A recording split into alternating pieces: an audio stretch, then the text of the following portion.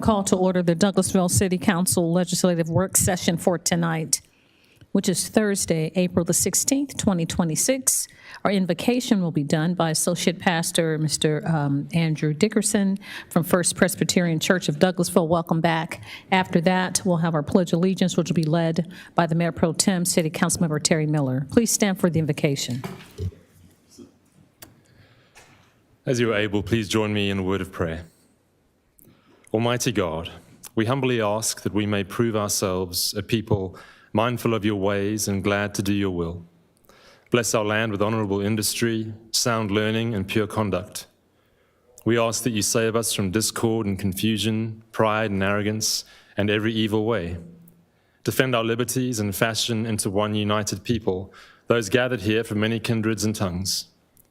We ask that you grant a spirit of wisdom to those we entrust with the authority of government. We pray for Mayor Robinson, Mayor Pro Tem Miller, and our city councillors who serve with them. We thank you for their willingness to serve and for their dedication and their labours on behalf of our community. We pray that you would be with them and guide them in the work that they do. And finally, we ask that you renew us with your presence and empower us with your goodness, that we may build a community that is a blessing for all who live, work, learn, and grow within it. And we ask these things in your holy name, confident of your goodness and love. Amen. I pledge allegiance to the flag of the United States of America and to the republic for which it stands, one nation, under God, indivisible, with liberty and justice for all. Thank you, Mayor Pro Tem, and thank you, Pastor Dickerson. We appreciate that beautiful prayer and invocation. My name is Rochelle Robinson. I'd like to welcome you to the Douglasville City Council.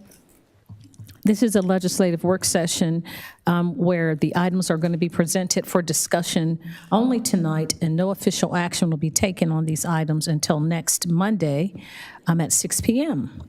If the business you're here for is not listed as an agenda item, there will be ample time under the agenda item, comments from citizens and delegates for you to discuss your business. I'll go over a few protocol items that I need to make you aware of before we start this meeting. Please listen closely after I give these protocol items, hopefully no misunderstandings, and we can get into the business of the meeting tonight. I ask that you please keep your comments and presentations on a professional level, dealing with the facts that are important for this governing body to make our decisions. We will not accept comments that are considered by the chair to be of a personal attack on any individual or group of individuals. You will receive a warning from the chair, and if you deviate from this requirement, a second deviation will result in a request for us asking you to leave the chambers and the premises this evening. Only one person speaking at a time. Please do not applaud or react to speakers. Speak from the audience. Cheer, carry on conversations with others in the audience, or be disruptive when you're at the podium. Please address all of your comments and concerns to myself or council members who may be chairing that particular agenda item. I will remind you that we're only required to accept public comments during the required public hearings. We are not required to accept public comments other items before this council outside of the public hearing, other than comments from citizens and delegates. If you have a cell phone or electronic device, I ask that you please will power those off or put them in silent mode so they will not be disruptive. The agenda items will be handled in the following manner. The committee chairperson will read his or her agenda item. Then that person representing that agenda item or applicant will make his or her presentation at first, and then that will be your opportunity to present. Myself and council members will possibly ask clarifying questions to help us make a determination for our vote next Monday. If this is a public hearing, there is a maximum of 20 minutes for those in favor of the item and 20 minutes for those in opposition. Each person has 5 minutes to speak. When you come forward, outside the applicant, please fill out a speaker card, hand that speaker card. The speaker cards are outside. It's a form, I think, now, not just a card. And you can hand it to our assistant city clerk. Ms. Candace Jackson. And after you hand her the card or form, you come to the podium, give us your name and address for the official record, and then you have 5 minutes to talk. Again, each person has one opportunity. This meeting is not a question and answer format. It's not debate. We're here to hear the information, deliberate, make our decisions. If we can answer your question during the public hearing, myself or staff or someone will answer the question. If not, we'll get back to you. Please address your comments to the chair. And our policy requires that printed materials be submitted to our city clerk's office. If you have something that you'd like to bring this evening, you can hand it to our assistant city clerk. She'll make copies and disseminate those copies to myself and council members. And lastly, during the comments from citizens and delegates portion, we will not address zoning matters. They will have been discussed during the public hearings for each zoning applicant. The time to address those comments would be during the time for you to make your presentation for or against that particular item. Zoning Procedures Act have overturned decisions if people come outside of that time to speak. Hopefully, we're all on the same page. I know it's a lot of information and instructions, but hopefully we're all understanding where we're going this evening. We do have agenda copies outside. If you like a paper copy, you can pick one of those up. If not, you can follow us on the screen. Now we will move on, and we go by committees, and committee chairpersons will take each of those committees throughout the council and present the items. That was announcements and presentations. We're at number 5, which is Economic Development Committee, and that's chaired by Mayor Pro Tem City Council Member Terry Miller. Thank you, Madam Mayor. We have one item under the Economic Development Committee at this time, and that is to adopt a resolution to approve Douglasville TG Owner LLC's participation in the city's revised 2020 tax plan and the execution and delivery of a tax incentives agreement, and authorize the mayor to sign the tax incentive agreement and all other documents to effectuate the transaction described herein. Ms. Breezy Stratton will present for us. Yes, sir. So good afternoon, Mayor, Council, Breezy Stratton, City of Douglasville Development Authority, 8512 Bowden Street, Douglasville, Georgia, 30134. I come in front of you today to present Project Town Green. As a reminder, the Town Green is a mixed-use residential and multifamily development project located in the city and developed by Norhaven Partners. The project is expected to generate approximately $65 million in capital investment and create a minimum of 6 full-time jobs, paying a minimum average hourly wage of at least $20, excluding benefits. On September 11th, 2025, the City Development Authority approved an inducement agreement for the project by resolution and recommended that the project be included in the city's 2020 revised tax plan. By resolution RES 2025-59, dated September 15th, 2025, the city authorized the project's participation in the tax plan and approved and authorized the execution and delivery of a tax incentives agreement providing Norhaven certain property tax incentives. Those property tax incentives include during phase 1, which is the construction phase. They are going to receive 100% abatement during construction, and then a 10-year schedule once they are up and operational. Years 1 through 4 is an additional 100%, years 5 through 7 at 80%, and years 8 through 9 at 50%. For purposes of the schedule, year 1 commences on the earlier of January 1 of the calendar year following which they get their certificate of occupancy, or January 1, 2028. So whichever one of those comes first. Beginning at year 3 and continuing through year 10, the company's performance will be measured to ensure that they met and maintained the investment that they agreed to, which is the $65 million, the 6 jobs, and the minimum wage of $20 per hour. If at any year those commitments fall below the 80% threshold, we will then enact clawback procedures so that they will then pay the difference for any of the benefit they have received. Although the inducement agreement between the City Development Authority and Norhaven was executed, the tax incentives agreement was not, and this was due to them requesting and securing TAD funds for this project, so that delayed it just a little bit. Norhaven is now requesting to proceed.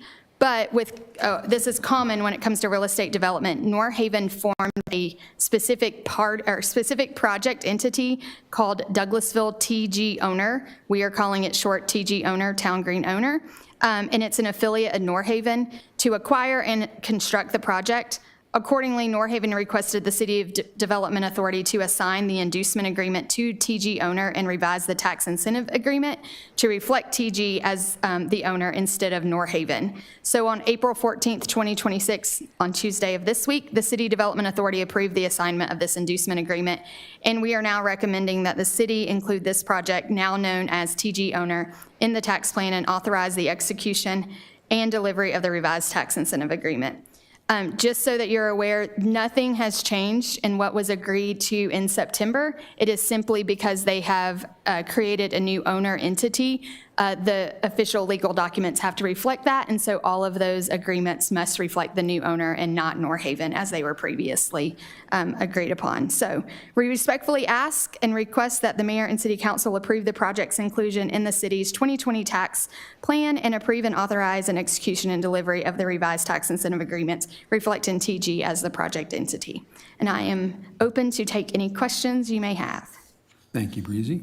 So just to be clear, so everybody understands, we're simply being asked to re-agree to what we already agreed to in a previous agreement. That is correct, sir. Okay. I will open the floor to any questions or comments. Madam Mayor, you look like you're about to say something. No, I'm always excited to move forward. Just, we're putting the cherry on top. Okay. Well, new cherry, but it's on the same, New it's the cherry. same cake. Yes, the kind in the jar now. Okay. Maraschino. Okay, so yeah, I mean, this is definitely still a win-win. It's an identical agreement. It sounds like the only thing we're doing is just agreeing to it with a different LLC entity versus what the original one was. Says I understand how that works. But it is definitely a win-win situation for the city and especially downtown Douglasville. It's going to be a great development. A quick question. My understanding, according to their construction timetable, they're supposed to break ground this month. Is that still, do you know? For my understanding, construction is still on schedule, and that is why the tax incentive triggering point is either January 1, 2028, or when they receive their certificate of occupancy. We anticipate them receiving their certificate of occupancy sometime in 2027. So that would be in aligned with them starting construction this spring, early summer. Okay. All right. Unless there's any objection, I'll put this on the consent agenda for Monday. Okay, we'll do that. All right, Madam Mayor, that's all we have under the Economic Development Committee. Thank you so much, Mr. Mayor Pro Tem and Ms. Breezy Stratton. We appreciate you bringing that information to us about the development and forward momentum of the downtown and Town Green. We'll move on to the next committee, which is Finance Committee. That's chaired by Councilmember Chris Watts. Thank you, Madam Mayor. You're welcome. We have one item tonight. Authorize the mayor to sign an agreement between the City of Douglasville and Atlanta Gas Light Company for the relocation of natural gas facilities from O'Neill Plaza to Courthouse Square East in the amount of $181,812. And we've got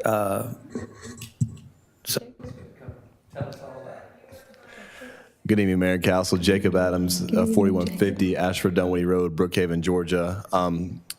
For those of you, you all know me by now, but Jacob Adams, I'm with CPS. We're the program manager on the job representing the city. So this is taking place as part of the utility work that's going to take place in the alleyway for the new City Hall project.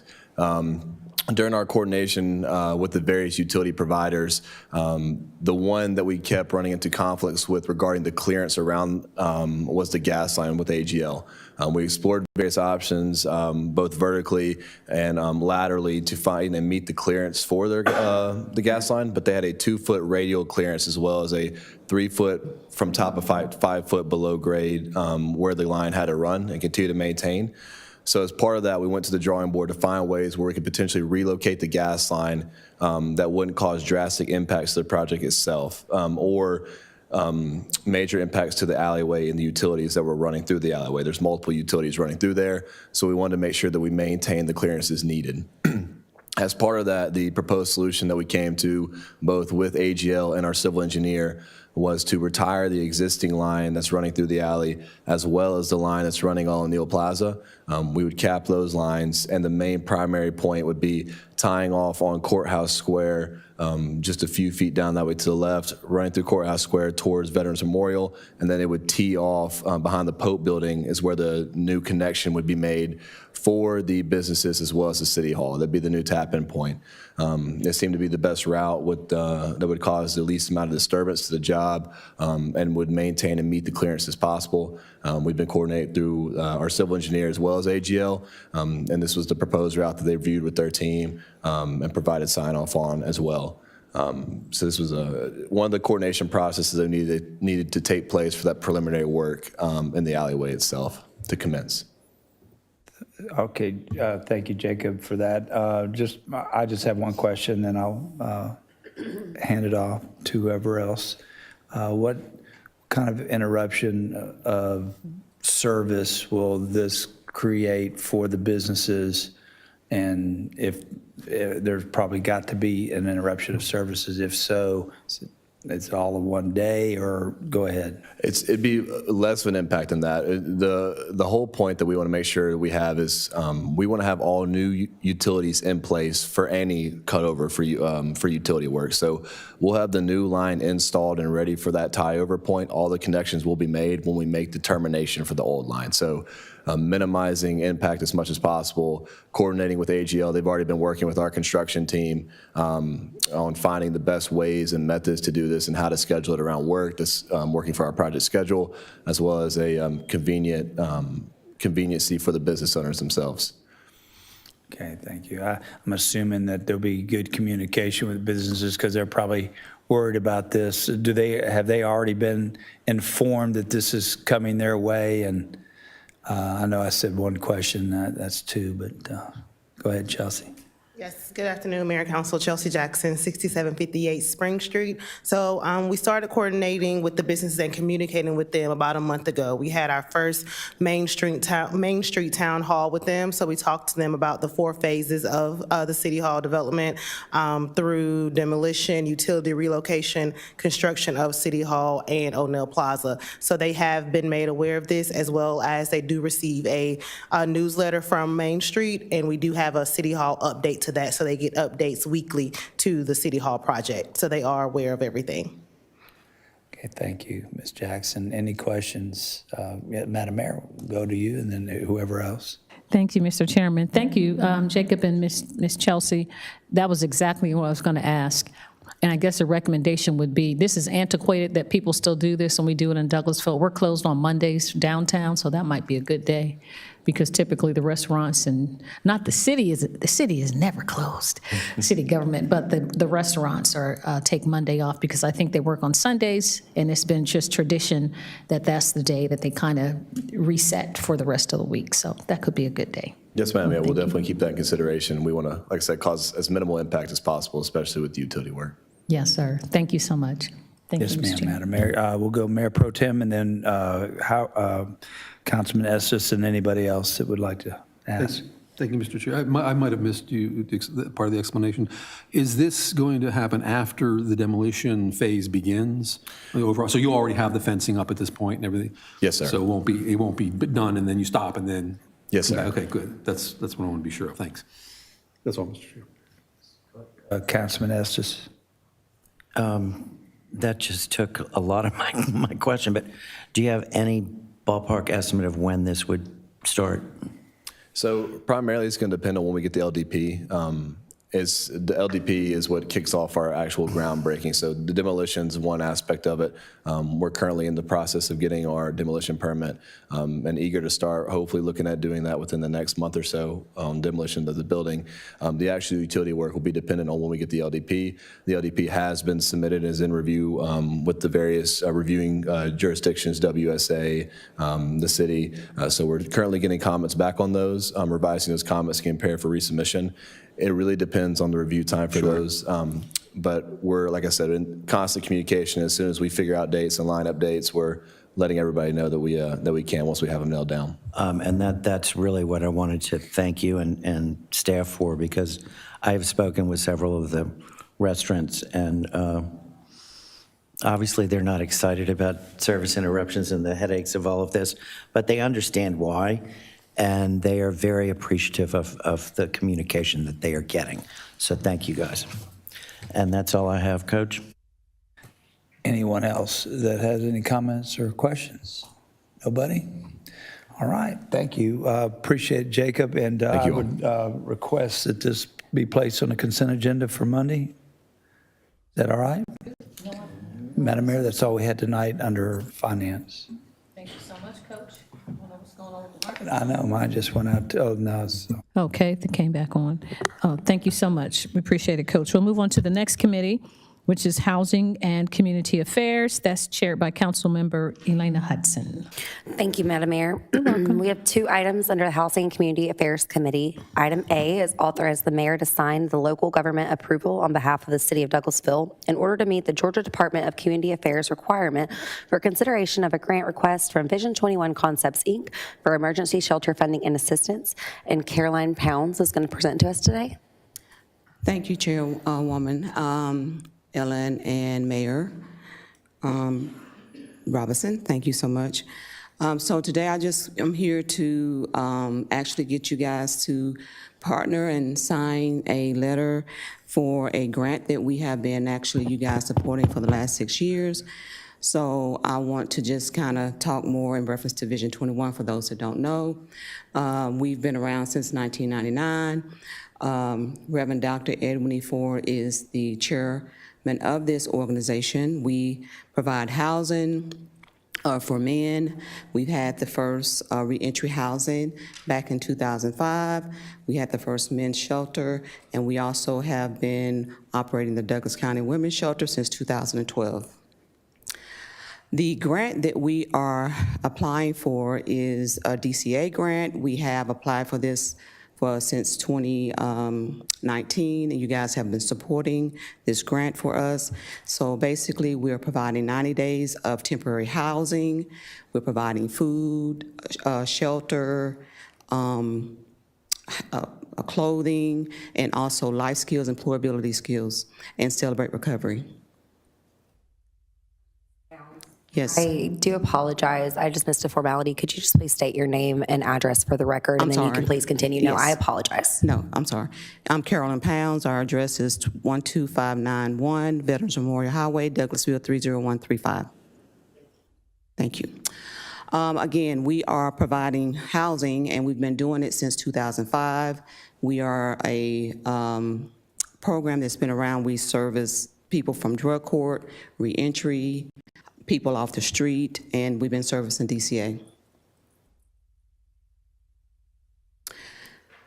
And again, we are, even though we are Christ-based, we do not just accept just people who are Christian. Anyone can come through our program, and we just want to make sure we make that clear that we're not strictly just allowing people who are religious-based. We also have a food pantry that's open every Monday. We serve the community for food. So we've been doing that since before we had our housing program. I think that's been since 2000. And we also do other community events. We provide toys. We partner with Operation Christmas, and we provide toys to the less fortunate. Any questions? Thank you so much for your presentation. I appreciate it. Before I open it to the floor for my colleagues, I just had a quick question. So just to make sure you're just needing our support for this, are you needing any monetary contribution? Absolutely not. We're looking for a signature as support. Now, not asking for anything, because I know I can't ask any questions, but I will come back soon to ask for support from the city, because we've been here a long time and we've been servicing, but we're just looking for a signature. So just a signature and support. That's okay, it. Thank you for clarifying. Madam Mayor, council members, did you have any questions for Ms. Pounds? Yes, Councilman Davis. Yes, I want to thank you, Ms. Carolyn and Pastor Ford. Been doing this a long time, and I appreciate what they're doing. I just sent you all a young man that's needing some shelter. Thank you. Definitely. We are definitely open to receiving referrals, for sure. This is the time of the year that a lot of people are looking to get off the streets. Absolutely. Well, we appreciate all you do to help serve our community. If it's at the pleasure of council, I'd like to ask that we place this on the consent agenda for Monday, if there's no more questions. Okay, thank you. Thank you so much. Thank you for your time. Okay, moving on to item B. Authorize the mayor to sign the local government approval on behalf of the city of Douglasville in order to meet the Georgia Department of Community Affairs requirement for consideration of a grant request from Share House, Inc. for emergency shelter funding and assistance. And Teresa Smith, it's wonderful to see you. Could I please have your name and address for the record, and then feel free to present? Certainly. Good evening, Mayor Robinson and council members, and thanks for having me this evening. My name is Teresa Smith. Address is 8460 Courthouse Square East. And I'm here to basically make the same request that Ms. Pounds have made to you. Earlier, we are requesting permission, which is a requirement for us to submit an application to the Department of Community Affairs for us to request a maximum amount of $80,000 to support the operations and some of the staff that man our emergency shelter. As you're aware, Share House has been providing services to victims of domestic violence since 1990, and we are the only safe haven here in this area that provides protections and safe havens for them when they're having to flee, extremely dangerous situations. And so these funds has been available to us for the past 3 years, and we would like to be able to submit an application again this year, and hopefully it will be successful. And so these funds really help us with things such as maintenance, case management position, food in the shelter, utilities, and maintenance. Those are the main areas that these funds are generally used for in our shelter. So again, the only thing we need is your signature authorizing the DCA that you are aware that we're submitting the application and we're not requesting any funds from Douglasville at this time. Thank you, Ms. Smith. I appreciate you and all you do for our community. And you articulated what my question was, so we're just giving you a letter of, or giving you our support for this initiative, and we're happy to do it. Council members, did you have any questions of Ms. Smith at this time? Yes, Madam Mayor. Thank you so much. Not a question, just a statement. Thank you, Ms. Teresa, for what you do with Share House and being a safe haven for women of domestic violence and their children. We really appreciate you and Vision Concept 21 for helping people. The least of these are in a situation where you need support. So thank you for filling in the gap and being a community partner. We appreciate all your work that you've been doing for many years. Thank you so much. It's been 20 now. I can't believe it. It's been 20 for real? Yes. Okay. Very good. Thank you, Ms. Teresa. Thank you. Absolutely. Anyone else, members of council, anything to add? Okay, well, if it's at the pleasure of council, I would like to place this on the consent agenda for Monday. Okay, thank you, Ms. Smith. Thank you for your time. Madam Mayor, that's all we have under the Housing and Community Affairs Committee this evening. Very good. Thank you so much, Councilmember Hudson. We'll move on to Legislative and Intergovernmental Committee. That's chaired by Mayor Pro Tem City Councilmember Terry Miller. Thank you, Madam Mayor. We have one item welcome. under the Legislative and Intergovernmental Committee at this time. Yes, sir. And that is to adopt an ordinance to amend the charter for the City of Douglasville to revise Section 2.09 definitions, to revise pronouns in Section 2.34, to revise appointed employee provisions, and to update pronouns in Section 3.10, to revise Section 3.13, to remove appointment language for the city clerk, to revise term language for municipal court judges in Section 4.11, to revise municipal court sentencing powers in Section 4.13, to repeal any conflicting ordinances, to provide an effective date, and other purposes. Sounds like a high school term paper assignment. Our ever-talented city staff attorney, Miranda Jordan, will explain to us what we're doing. Thank you, Mr. Chair, for the compliment. Miranda Jordan, staff attorney. Madam Mayor, members of council, this was previously presented to you at a recent committee's meeting, and upon discussion, the following changes have been recommended for your approval. There will be changes to the definitions and the charter as it as it pertains to identifying the word district in the ordinance as also meaning ward. There was an additional change in section, section 2.34 to update pronouns to add the masculine and the feminine pronoun as it is applicable throughout the section 2.34. There is the amendment to section 3.14 pertaining to,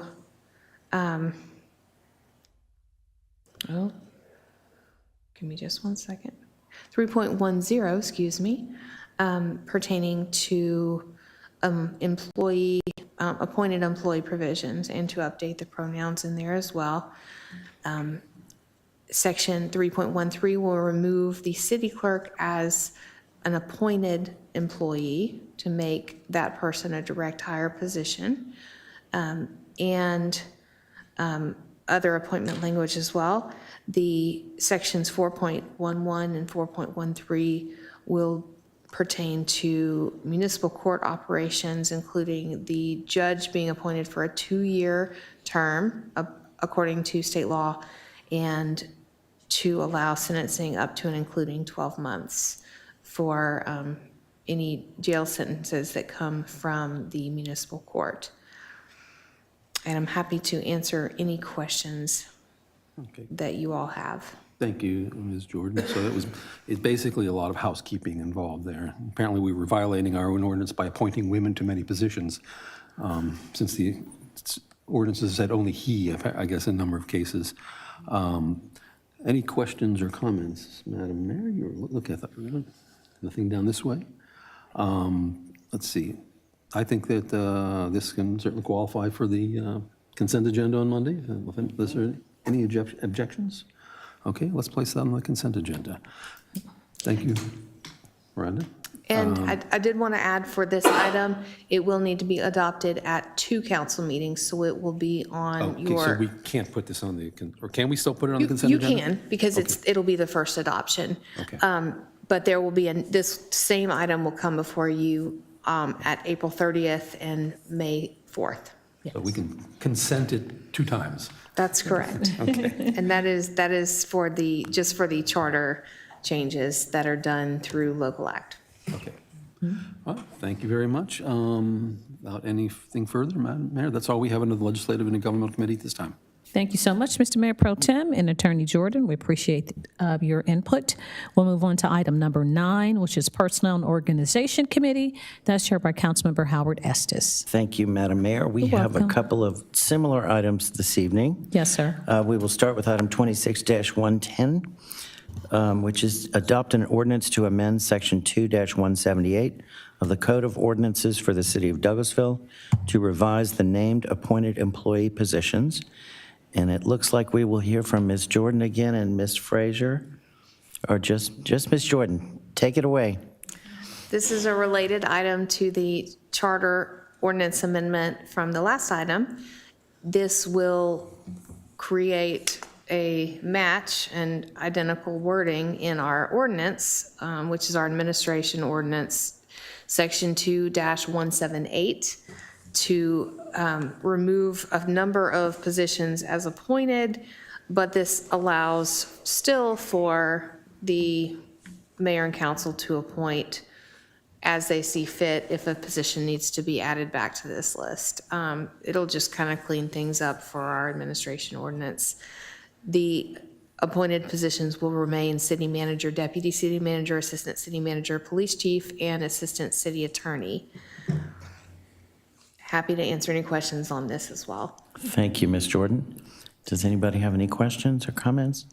I mean, this is straightforward. I find it interesting that we basically have to do this 3 different times in 3 different places for 2 different committees to accomplish the same thing across the board. Right. So seeing no questions or comments at this time, I would like to add this to the consent agenda as well. For Monday, and then we will move on to the next item, item 26-109.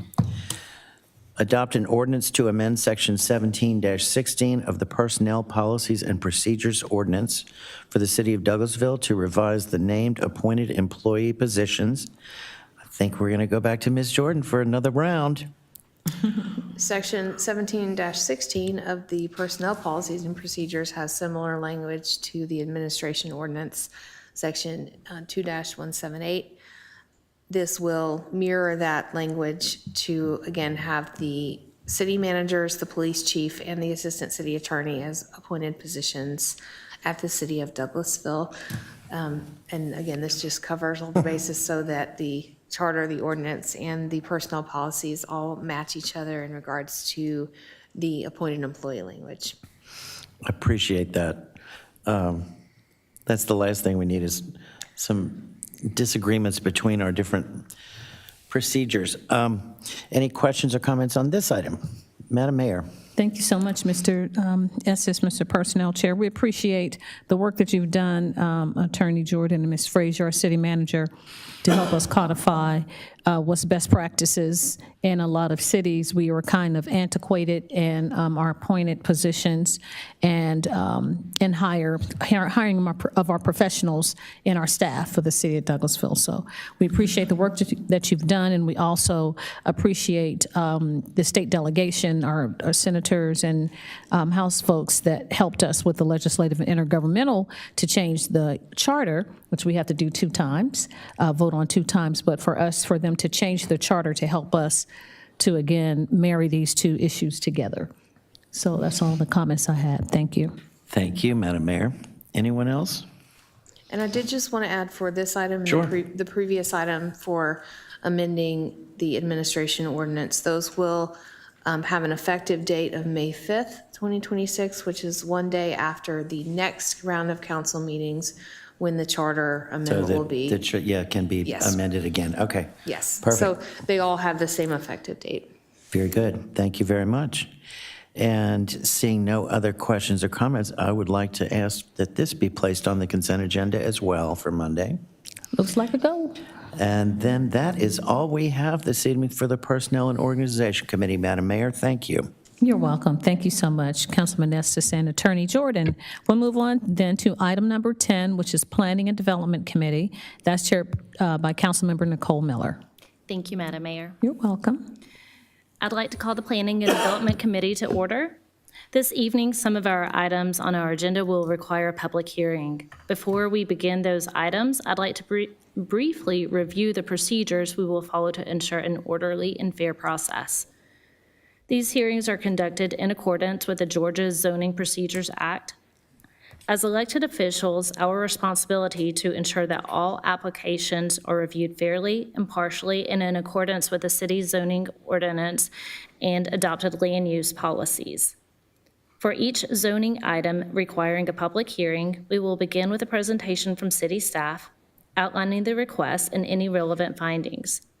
The applicant will then have an opportunity to speak. Following those presentations, Mayor and Council may ask questions of both staff and the applicant. After that, we will open the floor for public comment.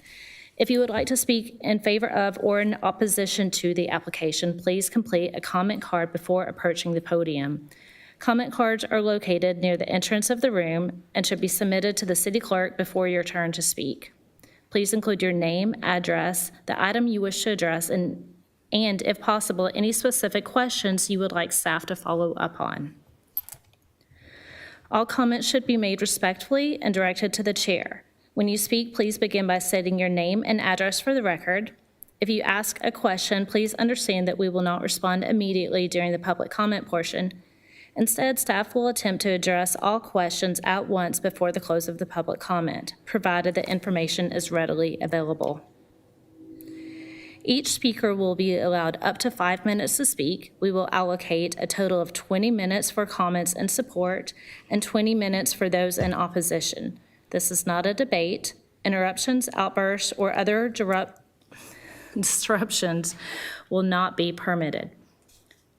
There is a general public comment period at the end of the meeting tonight, but the City Council cannot hear additional public comment during the general public comment portion for a specific zoning item where the public hearing has already taken place for that zoning item. The mayor will cut off any public comment that refers back to a specific zoning item. And as a reminder, the mayor has requested that there be no applause or demonstrations during the meeting. Please ensure that all electronic devices are silenced, and anyone who disrupts the proceedings will be asked to leave. And with that, let's proceed to our first item. Okay.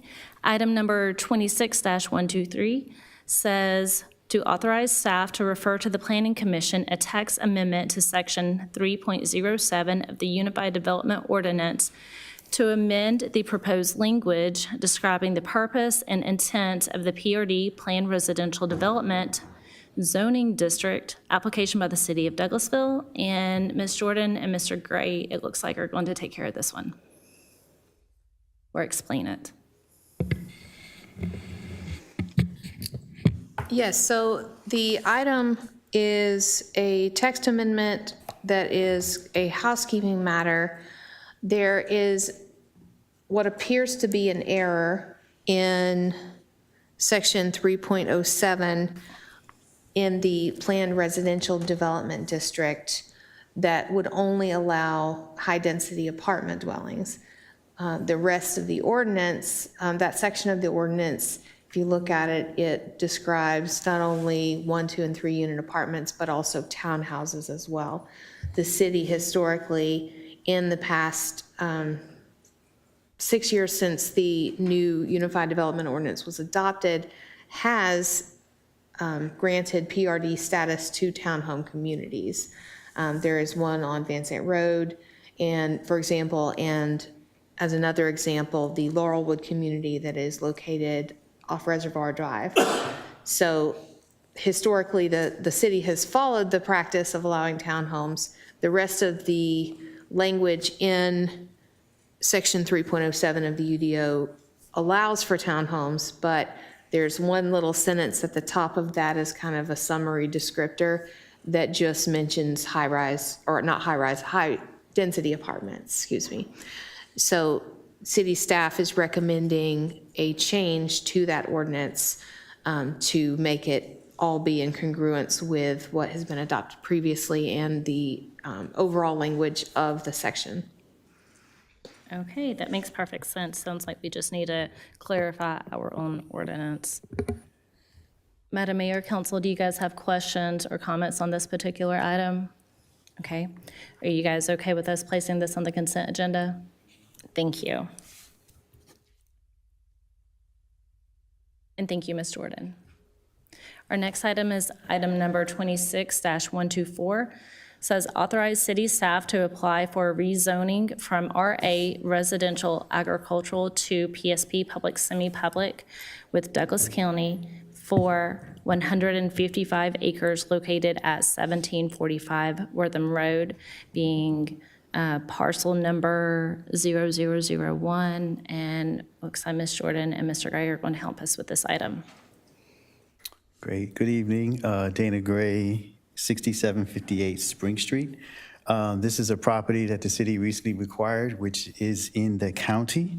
So this is a request to authorize staff to rezone this property within the county from RA Residential Agriculture to PRD, located at 1745 Wortham Road, which again is in Douglas County. It's about 155 acre piece of land, and approximately 3 miles outside the city limit. And the intent is to do a police driving facility.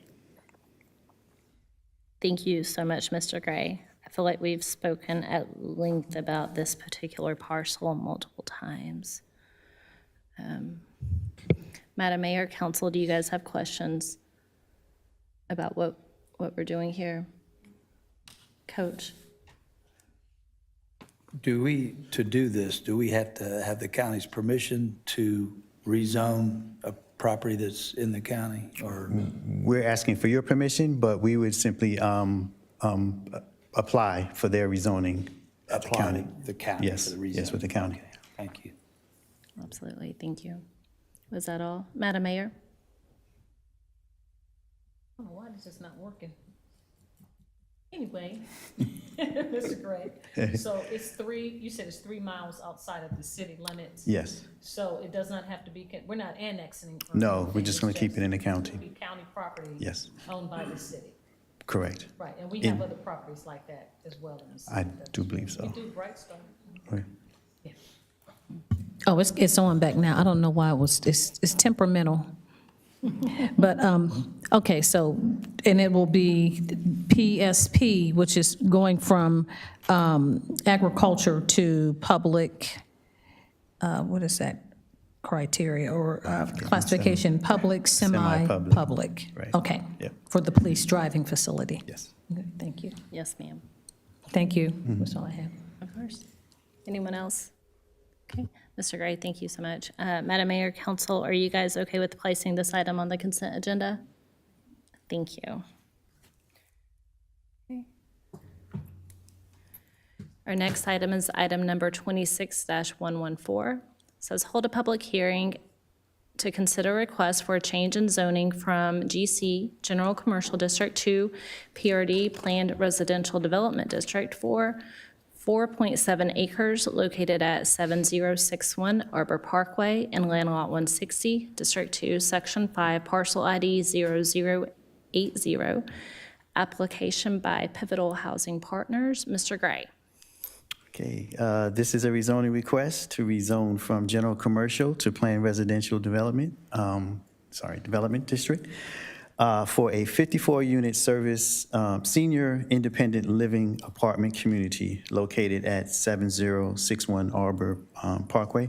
This was formerly an Asian restaurant, Golden Buddha Momo Ya, which has been vacant for close to 10 to 15 years. So if you're familiar with that, it's close to there. It is in close proximity to the Arbor Crossing and Springwood Village subdivisions. The site is actually behind the Arbor Square Shopping Center.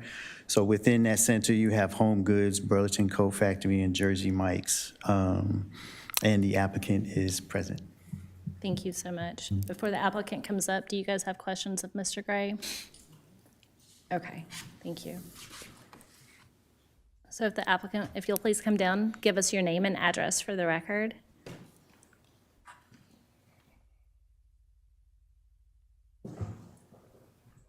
I'm happy to refer to those as needed. Good evening, everyone. Thank you so much for your time. My name is Pete Schwigerut. I'm with Pivotal Housing Partners, 9100 Centerpoint Drive, Westchester, Ohio, 45069. Briefly, a real quick background on Pivotal. We've been doing housing now for 35 years, develop, own, and manage a portfolio that includes around 10,000 units scattered throughout about 12 states. We are here in Georgia, proud to be an owner and employer in Douglasville. We do own the Reserve at Douglasville, workforce housing apartments, and we're excited to be back to bring senior housing options to market as well.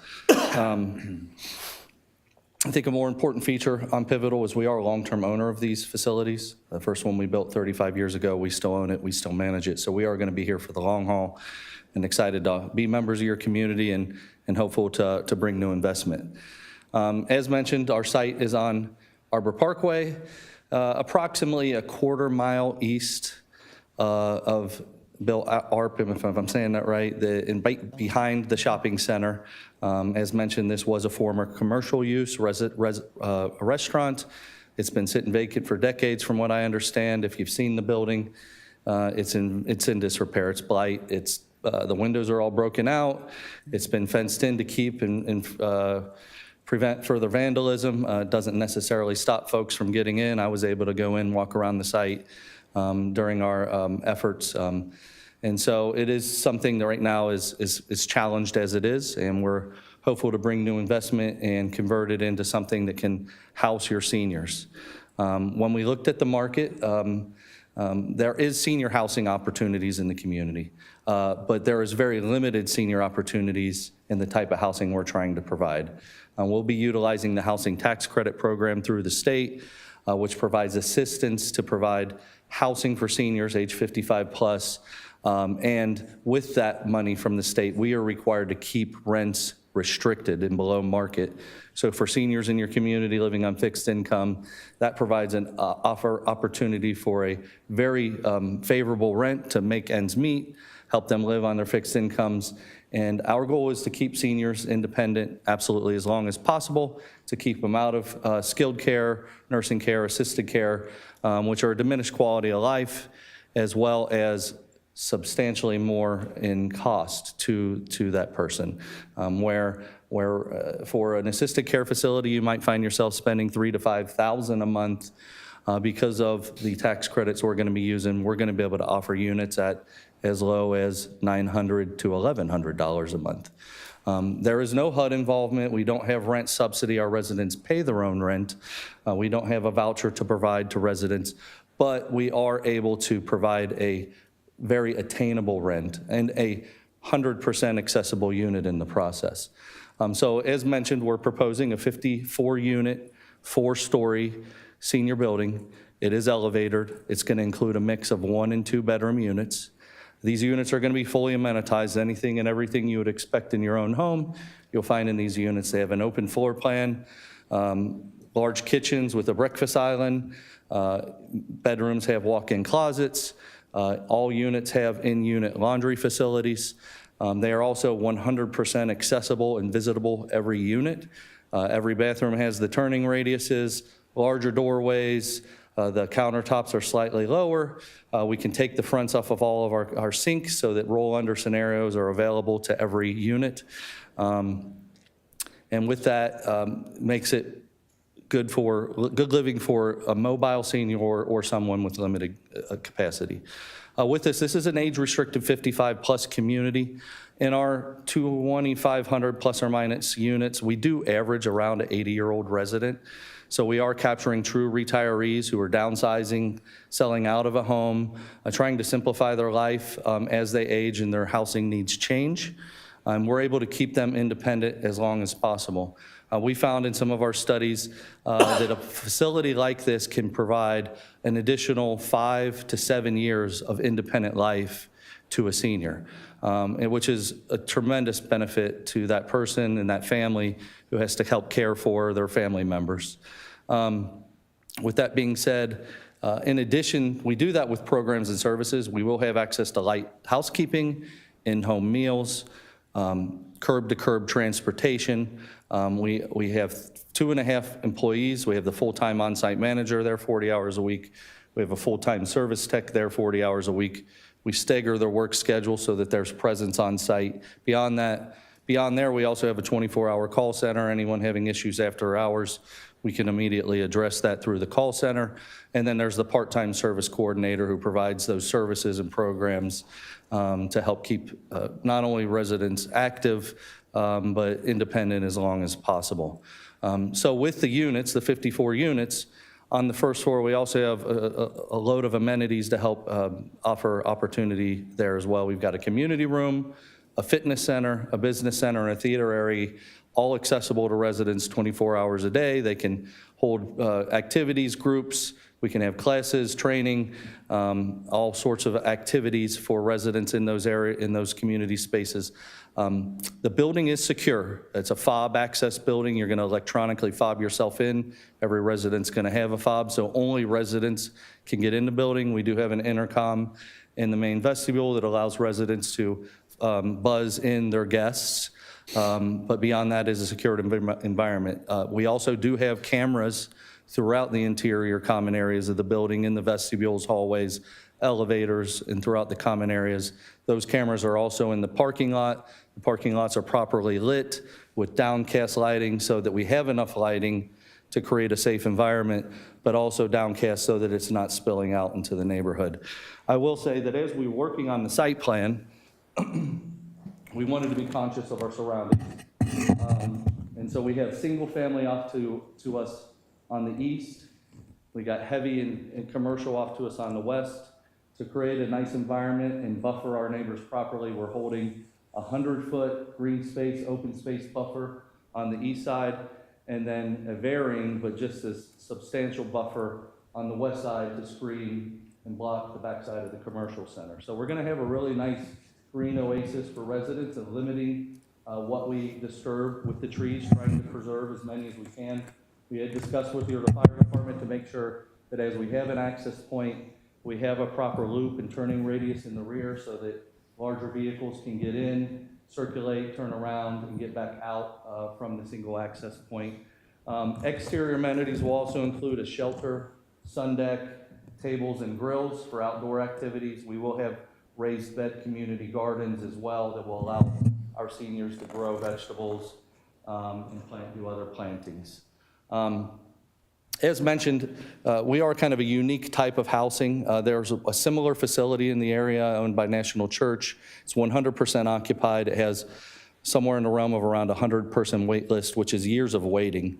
And right now, as we look at the market area, which is roughly around a 3-mile ring around the site, we're seeing as many as 1,500 to 1,700 senior households that meet the definitions and would be in need of a product like this. And right now, the only facility that really compares directly to us is 100% occupied. So we think this is a great opportunity to allow your seniors to age in place, stay in your community as they age, and then stay independent as absolutely as long as possible in the process. With that, the 54-unit development and related amenities, we're talking around about a $17 million economic investment in your community as well. This property, as of now, is on the brink and not generating the way it should. We think this is a great transition between heavy commercial and residential. Just related to the process, we started the process with the city with the rezoning in February. Upon the request of the city, we did hold a neighborhood meeting. We are part of an HOA. We had a meeting a couple weeks ago with that HOA. I think we had a couple dozen attendees, and we tried to listen to their concerns. There were concerns about traffic. Although our senior housing use is as low intensity of a use when it comes to traffic, about 70% of our renters even own a car. So we're probably talking about in a 54-unit facility, around 30 to 40 cars. And we do that curb-to-curb transportation to help augment and offset that. That's going to limit trips. A restaurant or a commercial user is going to create intensity during the toughest times of the day when traffic's at its worst. So we think that a residential use like this is actually going to limit that. We did say to the community that we're going to work with the city to do whatever required improvements are needed. Ultimately, we can't fix every existing issue that's out there, but we do want to make sure that we're doing a proper design and accommodating any new infrastructure that's necessary related to our project. So thank you so much for your time. I don't know if I've hit everything, but happy to answer your questions or address any concerns of the community as you see fit. Thank you so much. Thank you very much. I know you certainly answered a lot of my questions through your presentation. It seems to be very well thought out.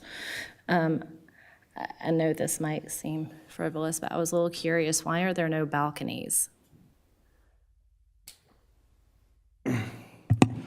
We would love to provide balconies. When we use these state dollars, we are somewhat limited. Costs have risen, and that's why we try to do a pretty comprehensive exterior amenity package to make sure residents can get out and enjoy the process. But in the end, it comes down to economics. We're using these dollars through the state that help fund this type of development, and we are substantially restricting rents. We're talking about rents that are going to be $200 to $400 per unit under market. So that does come with some limitations. With that, though, the quality of the building is built to the National Green Building Standard. We are at the highest energy efficiency, Energy Star equipment. We are going to be doing on the fronts of the building as much as 60 to 70% brick and very strong, resilient materials otherwise, but that's just one of the limitations. I kind of assumed that, but I just wanted to ask for clarification. Sure. And then I was also curious, you mentioned 55 and up. So if you have a couple comes in and one of them is 55 and the other is like 53, can the 53-year-old live there? The way the program's set up as we get funded by the state, it's all occupants have to be 55. Okay, understood. Madam Mayor, Council, do you guys have questions of the applicant? I'm looking at you, Mayor Pro Tem. I actually would like to just hear, Okay. I'll wait till after the hearing and the public has a chance to speak and then weigh in. Okay, that's absolutely fine. Coach?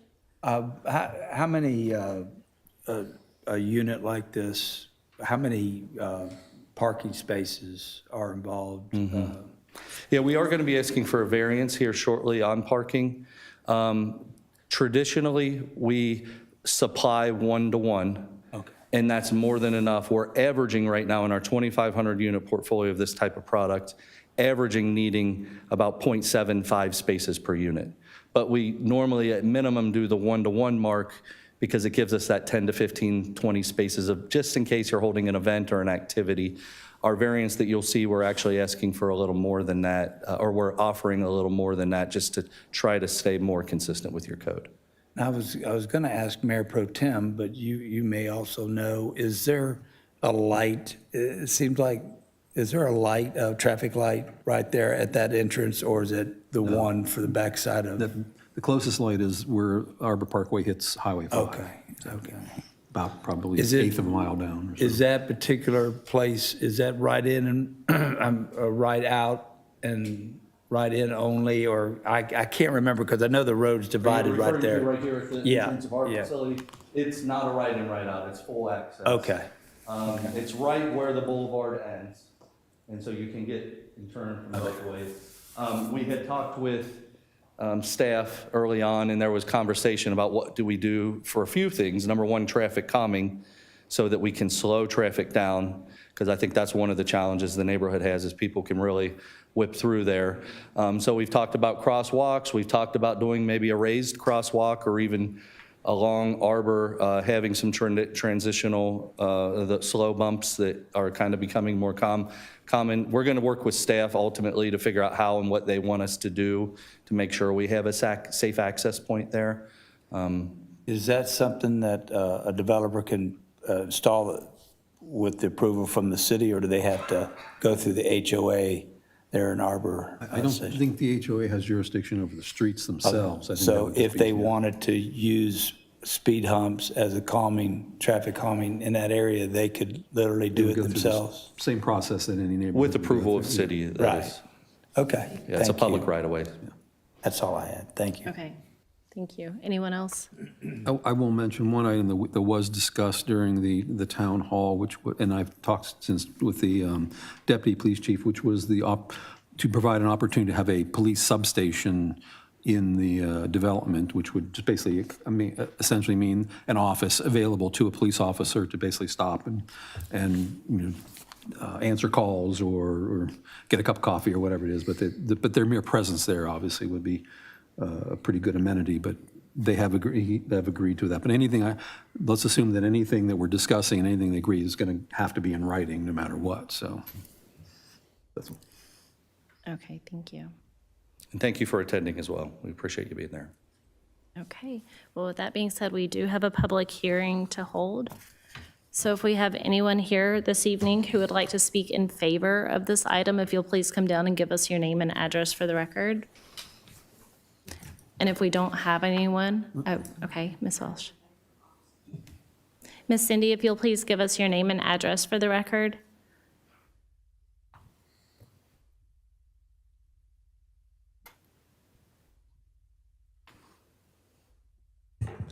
My name is Cindy Welch, 3002 Concord Way. I only have a couple questions.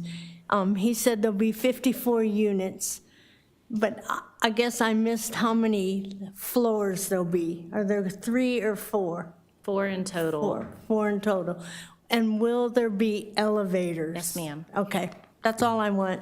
100% access, yeah, so they'll be handicap accessible. And when will throughout. they be finished? Well, we'll have to find out. We'll have to talk to the applicant about that. Yeah. Okay, that's all. Thank you. And was there anyone here who wanted to speak in opposition to this item? If you'll please come down and give us your name and address for the record. Someone's phone's on. Hi, I'm Rebecca Bruce, 6561 Oakwood Drive, Douglasville, 30135. Thank you, Mayor, for allowing us to speak. Pro Tem, committee members, and all the staff, thank you very much for letting us speak tonight. I've lived in Douglasville most of my life. My husband and I got married and moved into Arbor Station 29 years ago, and I am of this age range. But I did want to address a few things before you tonight, if you don't mind. I've looked up the census information in Douglas County, and if it is correct and not AI-driven, there's 43,000 seniors in the city of Douglasville. Of those seniors, about 10% are in the category age that we're referencing. Now, I'm going by a little bit of statistical issue here that one statistic took it from age range 50 to 60 something, and one took it from 65 and older to categorize a senior. So being that I'm not a statistician, I'm just going to rely on that information and let you know that in my personal opinion, according to this information, that we are, my main opposition to it is that it's a market saturation. Currently, in Douglasville, we have Sweetwater Point, Stewart Parkway, 2.2 miles away. We've got another one, the Peaks of Douglas, I think, is 4.7 miles away. It's being presented on Stewart Mill Road as well. We've got Hazel Park on Drury Lane, 2.2 miles away.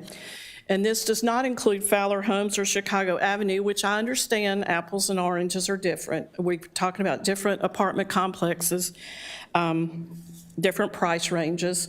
And I know Chicago Avenue's up for a big renovation, I think, so that's a plus for our city. But the main reason I'm against it, again, is about the market saturation. I don't think the demographics would allow us to need another apartment complex. That was not the intent when Arbor Station was built. Now, granted, that was in the 70s. Times change, I'm not stupid. People want different things. They want, you know, what's best for the county. They want recreation. Everybody wants something different. But that was intended to be originally a bar-type eatery, I guess, if you will, there.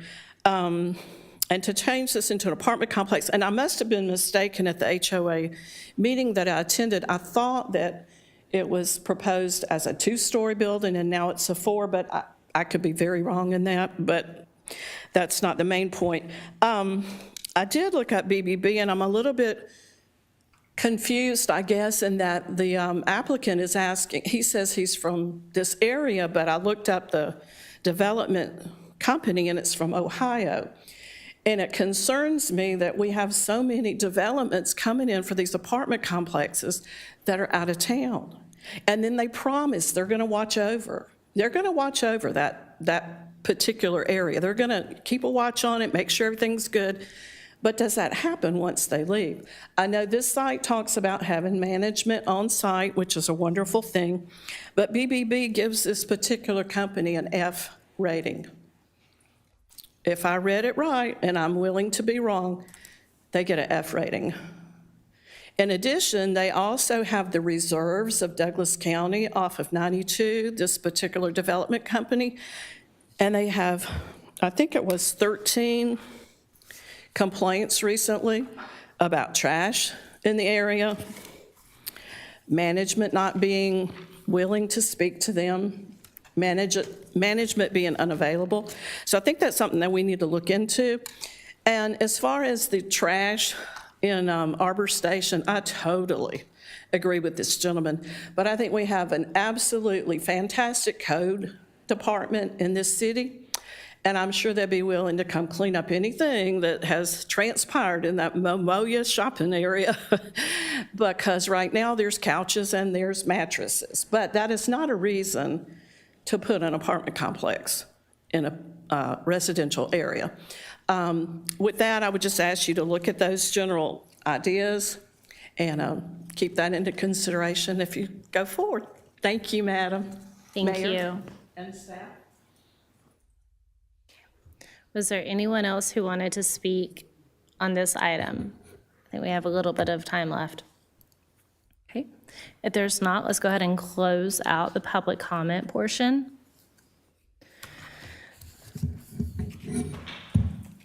Madam Mayor, Council, did you guys have any more comments or questions before we move along? You don't have to, Mayor Pro Tem. It's in your ward. I just thought you might. I'm glad, thank you, Ms. Bruce, for speaking. There, you can't come back down, sorry. I think that she did bring up a point that I would like to hear addressed, at least as far as staff and police, as to the history of the reserve on Highway 92, and if that's something we can report on or have any information about. I think the history of the company and its interaction in the community is a valid issue. I can give you a report on the company. I would just ask for legal to verify whether or not this can be used as a matter for your zoning decision, which I don't think it can be. The original company that brought to you the reserves on 92 is not this company. So you all were approached, and I don't have the name of the company just off the top of my head, but I can get that information to you, by the company that did the reserves to do a income-sensitive housing product, as well as to receive the additional bonus point because you all were a Georgia Initiative Community Housing Community. You all granted that after several community meetings, after several conversations. There were certain things that the company promised to you all, which was inclusive of the fact that it wasn't going to be 100% income sensitive housing. I do believe at the time, I think they originally were going for the 3% tax incentive, and then it ended up turning out to be 9%. But the history of the reserve is not tied to the company that is currently presenting to you all. How long have they managed it? How long have they Now, been- that would have to be answered by the applicant. I'm not quite certain when they took over from the original company. So they did take that company's business. The property owner or the representative would have to address that. I just know that this current company is not the same company that presented to you all, or at least the same organizational structure that presented to you all in the beginning. Okay, because it is the same company. Yeah, it's not. Can you address that for them as to what changes took So place, sir? why are we saying it then? It's not the same. Yeah. The original developer owner of the reserves is Miller Valentine Group. Okay. Or was it MVAH? Which do you have? MVAH. Okay. We had separated from Miller Valentine Group as this project had begun. The initial naming to create some similarity with MVG, Miller Valentine Group, the original entity, was MVAH. We've since changed our name from MVAH Partners to Pivotal Housing Partners as a rebranding effort that was part of that separation and transition. So there is some similarity and familiarity from the onset. It's just a name change that we're referring to. So you're saying your company is a descendant of the company that initially Yes, sir. developed that? Okay. Yes. So how long have you guys been Managing the Yes. property, at least, is it 4 or 5 years old? I'm going to guess it's about 4 to 5 years that we've been operating the facility as MVAH. And for what it's worth, the property is generally historically run in the 95% occupancy, which is a strong occupancy in an apartment community of that scale. From time to time, you do lose a property manager, and that does create the need to bring in resources from external facilities to temporarily supplement. So there have been a few of those circumstances, which is not uncommon in the long-term operation of an apartment community. As much as we love to have 10, 20-year managers, that's a sometimes uncommon thing. And when you lose a manager, you have to go hire a new manager. And so there are those types of circumstances, which do create challenges, and we bring in other managers from other facilities to handle those operations in the short term.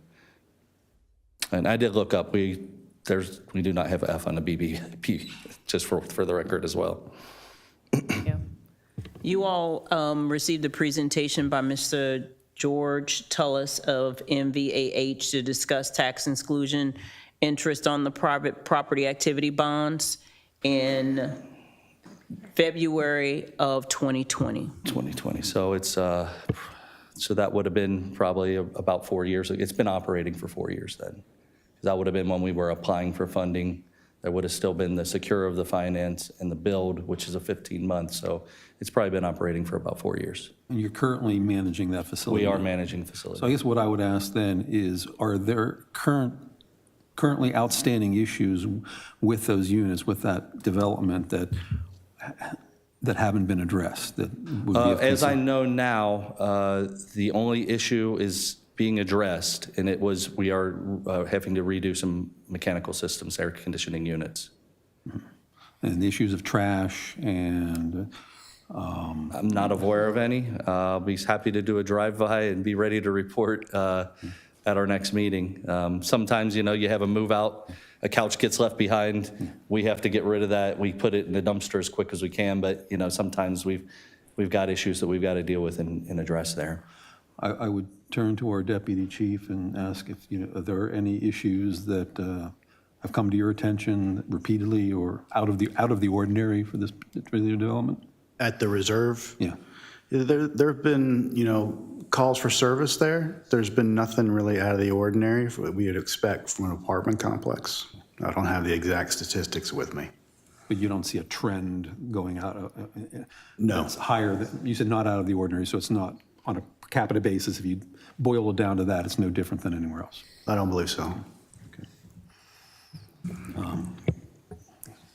I think that's all I have at the moment. All right, thank you very much. Okay, if that is it, let's move along to our next item.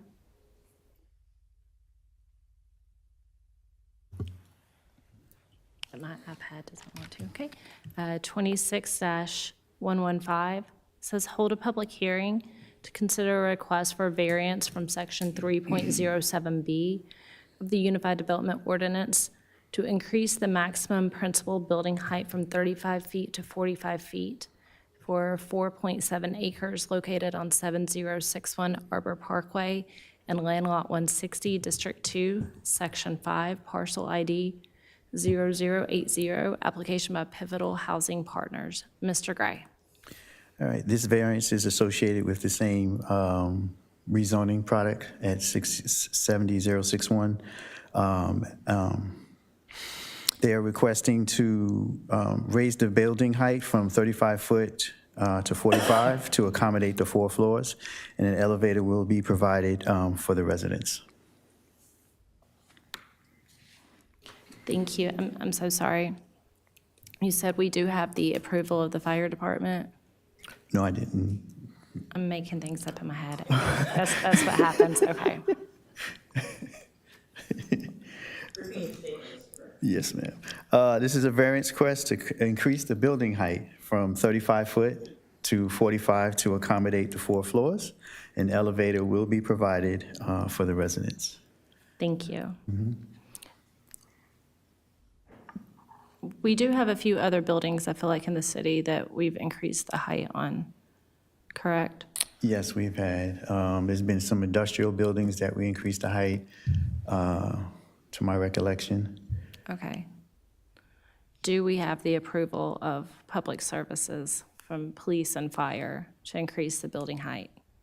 No, usually that would occur at the development plan process, if this is approved. Okay. But I could reach out to them to get their opinion on it. I would just like to know that they can properly service the building before we move forward with that. Okay, thank you. Madam Mayor, Council, do you guys have questions of Mr. Gray? Madam Mayor. I do. Thank you so much, Madam Chairman. Thank you, Mr. Gray. If Ms. Bruce recalled during the public community meeting that it was 2 floors, now I just wanted to know if that was presented, if there were 2 floors and now there are 4, and raising the height, and you said, to your recollection, that it was industrial, which everything is important, but industrial probably would have less people than an apartment complex. You know, I guess for safety purposes, for fire. I know we have bucket trucks or something, I don't remember what those types of trucks are that would have to get up to that height. But if we don't have residential that's that height and industrial, that is a little concerning. That's all I want to say. Thank you, Madam Chairman. Of course, So I thank you, Madam Mayor. misspoke a little bit. We did have a pre-app meeting, so I'll check the results for the pre-app, because fire was part of the pre-app meeting, so I'll definitely check those comments. I appreciate it, thank And you. it does happen at the development plan as well, but we do have that pre-app. Thank you. Mm-hmm. Anyone else? Okay. Would the applicant like to come up and talk to us about building height? And if you'll please give us your name and address for the Absolutely. record Thanks so again. much again. My name's Pete Schwigerott, Pivotal Housing Partners, 9100 Centerpoint Drive, Westchester, Ohio. Regarding the pre-app meeting, which in that case, the plans were proposed at 4-story. I think as we dig in more, you'll find that you do have residential buildings at 4-story. This variance has been granted before.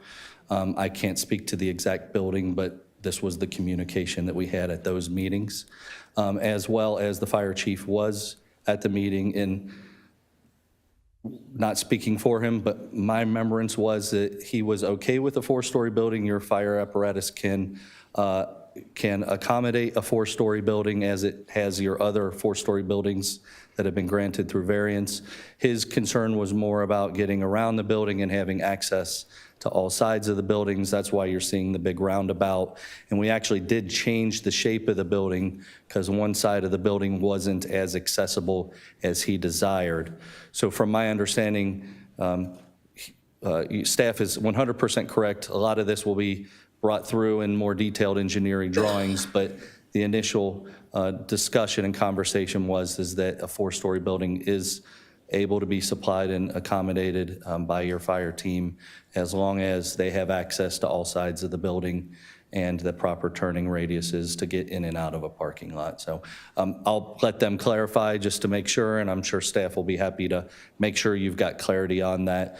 One of the other reasons we really think a 4-story building is a good idea here is it is going to allow us to preserve more green space. We're going to fit on a smaller building envelope, allow us to preserve more green space, create bigger buffers, and really stay nice and compact and efficient so that we can kind of fit into the site as best as possible. The elevator obviously supplies zero-step access to all floors.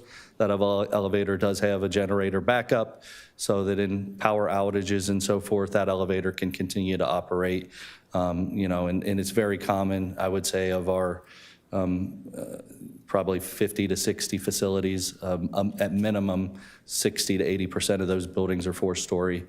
So it is pretty common in a senior product like this to see a 4-story. So we do think it's going to make for a better site plan, locate on the site better, and we will be sure that if we move forward at 4 stories that we've got your fire department support for that as well. Thank you. That's on, right? Madam Mayor, Council, do you guys have questions regarding building height of the applicant? No? Okay, thank you. At this time, let's go ahead and hold that public hearing. If we have anyone here who would like to speak in favor of this item, if you'll please come down and give us your name and address for the record. And if we don't have anyone, if we have anyone here who would like to speak in opposition to this item, if you'll please come down, give us your name and address for the record. And if not, let's go ahead and close this public hearing. We will move on to item number 26-117. It says, hold a public hearing to consider a request for a variance from section 8.01 of the Unified Development Ordinance to reduce the required parking from 2 spaces per dwelling unit plus 1 additional space for every 4 units to 1.5 spaces per unit for 4.7 acres located on 7061 Arbor Parkway in Land Lot 160, District 2, Section 5, Parcel ID 0080, application by Pivotal Housing Partners. Mr. Gray. All right. This variance is associated with the rezoning for the senior living facility. The variance request is to reduce the parking from 122 spaces to 91. The applicant feels that the residents require few vehicles than a traditional multi-family apartment, and they will be providing a car service, door-to-door car service. However, the Planning Commission did recommend more handicap parking spaces, which the applicant is willing to work with to provide that request. Thank you, Mr. Gray. I was looking at this. Okay. So we would potentially be increasing the number of handicap spaces, but we would still be keeping it at, we're still asking for the 91? 91. Okay, and is that inclusive of any visitor parking as well? Yeah, okay. Madam Mayor, Council, do you guys have questions of Mr. Gray before the applicant comes up? I do. Yes, ma'am. So we're reducing from 122 to 91. Yes. And it's not inclusive of visitor parking. It is. It is, so that includes visitor parking. Okay, and it's 54, so if it's 54, that's 108. Okay. So you're saying you think that 55 and older will not, two people won't have, I mean, they won't have cars, 2 cars for a couple? That's his idea, that the applicant's idea of looking at it based on their experience, that they don't have that, seniors don't use that many cars, so there won't be that much traffic and car use. Okay. All right, thank you. Thank you. Anyone else of Mr. Gray? I just want to say, before you open up the public hearing, just so the citizens understand, they can come back down and speak again on a separate item, as long as they stick to the topic of that separate item, just so that they don't think that they Thank you can't for come the back down again at clarification. all. Thank you. Just want to make sure they understand that, so. Thank you. The applicant like to come up, give us your name and address for the record, and talk to us about parking spaces. Yeah, good evening again. Pete Schwigerott, Pivotal Housing Partners, 9100 Center Point Drive, Westchester, Ohio. As mentioned, we do have around 2,500 of these senior-oriented units in our portfolio. And just recently, we did a survey for a very similar variance request in Toledo, Ohio, where we have about 8 of these facilities throughout the metropolitan area there.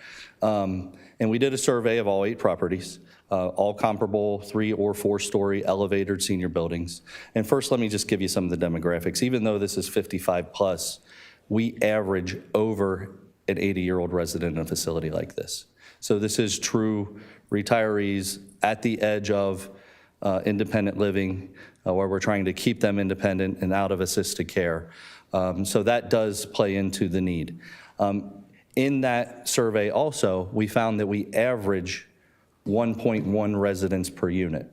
So 1 in every 10 units has a second resident. So 90% of the time, these are single occupancy. Widows, singles, just trying to stay independent, live out the rest of their life in a healthy environment. The next part of the survey was, of the residents, what percentage own a car and drive, and that was 70%. And so that's what I was saying earlier, is we typically only have 1 car per unit in a facility like this. So we feel comfortable and confident 54 units is enough parking for this facility. That being said, you have a zoning code that requires more, because it's more so contemplating multifamily housing with families and two heads of household and possibly even kids that drive. We don't have any of those scenarios. So for what it's worth, if anything, I would prefer to request further variation from your code and propose that we're doing 1 or 1.25 unit spaces per unit, because again, that's going to allow us to not pave over the natural environment, create more green space. So we're fine with and would hold our commitment to the 1.5 spaces per unit that is being proposed in our variance request. We did tell Planning Commission that we would agree to maintain the original amount or the traditionally required amount of handicap spots. So we will still have, I think it was 10 handicap spaces that are provided to the property. But we feel this is more than sufficient. In fact, like I said, in some ways, I wish we would have asked for more variation because that's just more green space and more amenities and community gardens and things that I could provide to residents if we were willing and able to go lower. But we stand behind our commitment and request for 1.5, and we're happy to provide some of that survey data to staff to kind of confirm that, but we would be confident that we would have enough parking all the way down to about 0.8 spaces per unit without having to have any issues with parking. Thank you. Madam Mayor, council, questions? Yes, ma'am. I do. I would love to, yes, sir, thank you. I would love to have that information. Sure. And I'm between the 55 and 80. Yeah. So, Yes. so there are two cars with my husband and I. But I do recall as being a single in Maryland, driving around in apartments trying to find a parking space. Yeah. My daughter just graduated college and she's in Ackworth. When I go to visit her, there isn't space and she has to drive around and find a space. Sure. So I just wouldn't want that reducing 31 spaces for a senior to have to, if they're between 55 and 80-ish, to be walking around or, trying to find a space. Sure, we So if you understand. have those statistics that it changes the whole narrative because of age. And again, of course, you're right, the widows and singles, when you get a little bit older, they probably don't need the spaces, but it will be good to see, because to me, that's significant, 31 spaces. And you want more, so woo-wee. But Understand. thank you. I'll make sure we get staff the data from that survey. It was 4 properties Okay. that we had surveyed. It was in Perrysburg, Ohio. We have an existing facility there that's 69 units. In that case, that facility is parked at 1.25 spaces per unit. We're building a new facility, and we were asking for a similar variance to do 1.25 spaces per unit. In Perrysburg, where we have 69 units, we were averaging between 48 and 50 cars per night. And we wow. surveyed that AM and PM hour for 2 weeks straight, and we never once had more than 52 cars in a 69-unit facility at any given time. Their children don't come to visit them? Maybe they're taking them out to dinner or they're going to go visit the parents. Yes, sir. Goodness. Okay, thank you. You're welcome. Thank you, Madam Chair. Thank you very much. Anyone else? Questions of the applicant? Quick, yeah. Yes, Madam sir. Chair, I think you mentioned 10 handicap spaces, and I don't recall off the top of my head what the ADA ratio is for handicap spaces to standard spaces, but I just want to point out that your site drawing only shows 6 spaces. Yeah, that was a request that came as a condition of the planning commission. Okay. So when we would come back with a final development plan, we would make those adjustments. Gotcha. So this is not reflective of the final? Correct. Okay. Yes, sir. Just want to be sure about that. Thank you. Thank you. Thank you, Mayor Pro Tem. Anyone else? Questions of the applicant? Okay, let's go ahead and hold that public hearing. If we have anyone here who would like to speak in favor of or in opposition to this item, if you'll please come down and give us your name and address for the record. And if not, let's go ahead and close the public hearing. We will take this item up on Monday. Madam Mayor, that is all that we have this evening for planning and development. Thank you so much, Madam Chairman and Mr. Gray and our applicant. We appreciate you bringing that information to us. We'll move on then. Madam Chairman, you're still up to bat for Public Improvement and Beautification Committee. Yes, ma'am, and we have no business this evening for public improvement and beautification. Thank you so much. We'll move on to item number 12, which is Public Relations Committee, chaired by Councilmember Samuel Davis. No items at this time, Madam Mayor. Thank you. You're welcome. Thank you, Councilman Davis. Item 13, Public Safety Committee, chaired by Councilmember Howard Estes. Thank you, Madam Mayor. We have a couple of items this evening. Yes, sir. First up is item 26-126, authorize city staff to apply for a 2025 burn grant in the amount of $19,581 from the United States Department of Justice for the Police Department. And we will hear from Deputy Chief Davidson. Thank you, Mr. Chairman, Mayor, and Council. This item is to approve the Police Department to apply for the DOJ burn grant. We get this every year. This year it's $19,581, which our plan is to use towards the purchase of a vehicle for our traffic division. It's also, it's a non-matching grant. For some reason, I remember this for bulletproof vests or something previously. That's a Or was separate, that- so that's a different- separate grant. Okay. But we do this one every year as well. Well, very good. Any comments or questions from Madam Mayor or staff? This is for police cruiser in this case. Yeah. Seeing none, I would like to ask that this be placed on the consent agenda for Monday evening. Looks good. All right. Thank you. Thank you, Deputy Chief. And we will move on to the next item, 26-128. Consider a request for an alcoholic beverage license for the retail package sale of wine and malt beverages at the following establishment. Proposed licensee, Allure Capital LLC, DBA Spark by Hilton. Location 8304 Cherokee Boulevard, Douglasville, 30134. Proposed agent outlet manager, Kush Patel. The required fees have been paid to the Finance Department. It looks like Mr. Patel is here to go through this with us. Hey, good evening. Kush Patel, 881 South Park Street, Carrollton, Georgia, 30117. And so this is a hotel you're just looking to sell? Yes, sir. Not for on-site consumption, but I'm assuming this, like, we've had previous requests similar to this, where this is really targeted to the hotel guests. Yes, sir. It's not for somebody to come in from outside and grab a six-pack. I mean, No, sir, just for on-site guests. okay, so how do you, is it a manned place or is it a kiosk where it's a people manned- just use their? It's manned through the front desk. Okay. Yes, sir. So how do you train? All staff will be required to do adequate training with online courses, so that way they could make sure they're only age verified for each guest. Okay, very good. Any questions or comments from up here? Yes, Madam Mayor. Thank you so much, Mr. Chairman. Welcome, Mr. Patel. Are you the agent outlet manager? Yes, ma'am. So you'll see them, you're going to make certain that they stick to the rules and check IDs even if people look Yes, like they're ma'am. older? Yes, ma'am. Okay, thank you. Thank you. Thank you, Mr. Chairman. Anyone else? Well, I will say come back on Monday and we will bring this up then for a vote. Okay, sounds good. Thank you. Thank you.